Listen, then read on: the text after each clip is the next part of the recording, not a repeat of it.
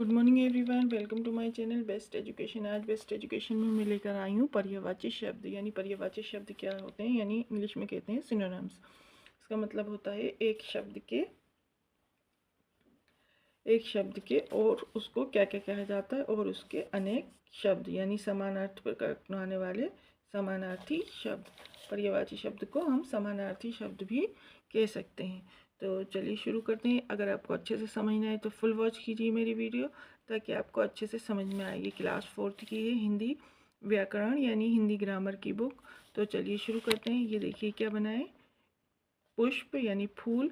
ये फूल बना हुआ है, ये सूरज और ये घर। अब देखिए हम पुष्प को क्या कह सकते हैं, फूल को पुष्प भी कह सकते हैं, फूल भी कह सकते हैं और सुमन भी कह सकते हैं।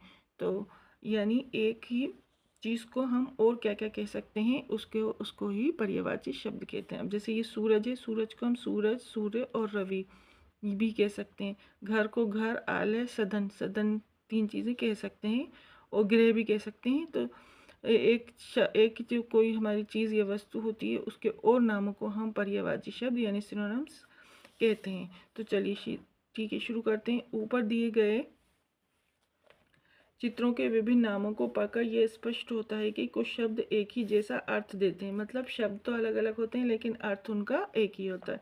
चाहे आप सूरज कह दो, चाहे सूर्य कह दो, चाहे रवि कह दो, लेकिन सबका मतलब क्या होगा कि ये सूरज ही है। या पुष्प कह दो, फूल कह दो, सुमन कह दो, तो लेकिन सबका मतलब क्या होगा, ये एक फूल ही है।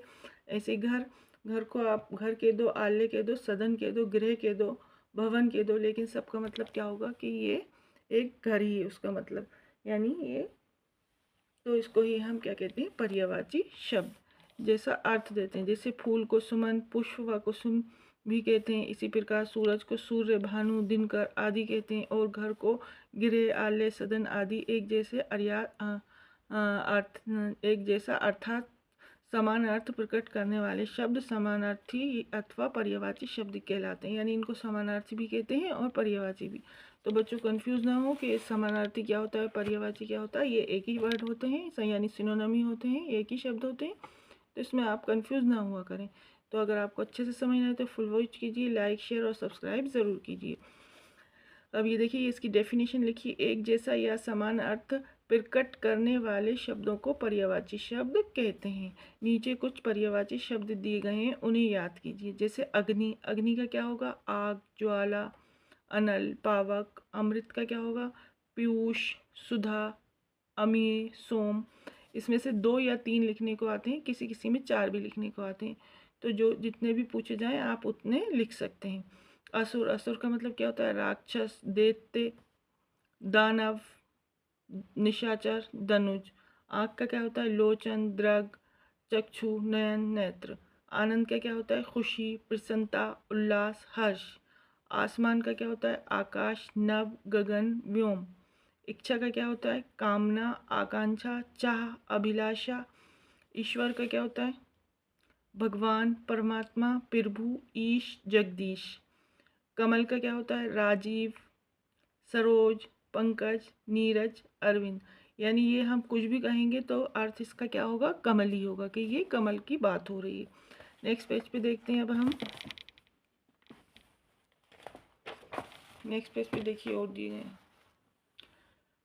कपड़ा, क्या लिखा है ये, कपड़ा। कपड़ा मीन्स वस्त्र, अंबर, बसन, पट, चीर। कृष्ण, कृष्ण का गोपाल, कन्हैया, घनश्याम, मुरारी। गंगा का मंदाकिनी, देवनदी, भागीरथी, सुरसरी। गुरु का शिक्षक, आचार्य, उस्ताद, उपाध्याय। घर का सदन, शाला, निकेतन, गृह, भवन। चंद्रमा का हिमांशु, शशि, राकेश, मयंक, सुधाकर, सुधांशु। जंगल का वन, कानन, अरण्य, विपिन। जल का नीर, तोय, पानी, सलिल, अम्बु, वारी। दास का नौकर, अनुचर, सेवक, चाकर, परिचारक। दिन का वार, बौसर, दिवस, दिव्य, दिवा। देवता का देव, सुर, अमर, अजर। धरती का भू, भूमि, धरा, पृथ्वी। नदी का सरिता, तटनी, सरित, सलीला, तरणिनी, तरणगिनी, गिणी, तरणगिरणी। पावन का वायु, समीर, अनिल, वौत, हवा। पुष्प का सुमन, कुसुम, फूल, पिरसुन, मंजरी।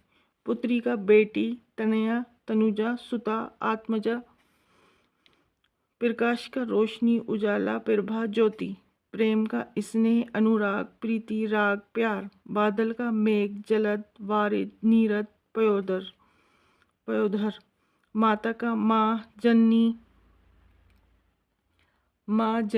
अंबिका, धात्री, अम्बा।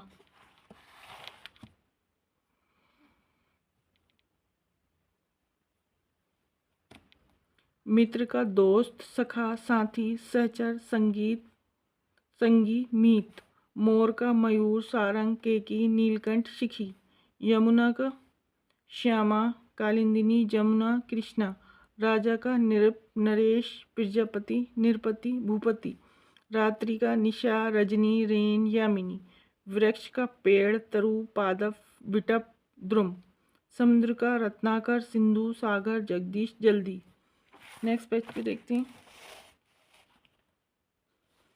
नेक्स्ट पेज पे क्या है? सरोवर का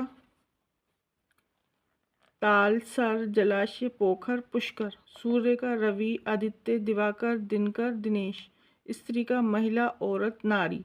स्वर्ण का कनक, सोना, कंचन, सुवर्ण, कुंदन। शरीर का देह, तन, काया, गात। स्मरण रखने योग्य बिंदु, एक जैसा या समान अर्थ प्रकट करने वाले शब्द को पर्यायवाची शब्द कहते हैं। ठीक है, समान अर्थ वाले या एक समान अर्थ प्रकट करने वाले शब्द को वर्ड को हम समानार्थी शब्द कहते हैं।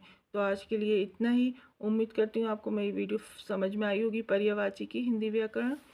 तो नेक्स्ट वीडियो में हम इसके अभ्यास लाएंगे, अभ्यास कैसे करना है।